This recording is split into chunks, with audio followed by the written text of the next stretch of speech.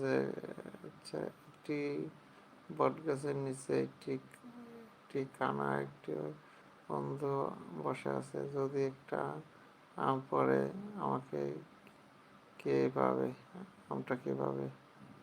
আচ্ছা, কি দিছে?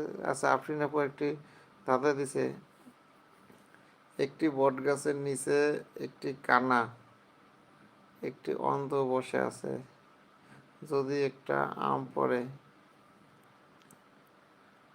তাহলে আমটা কে পাবে?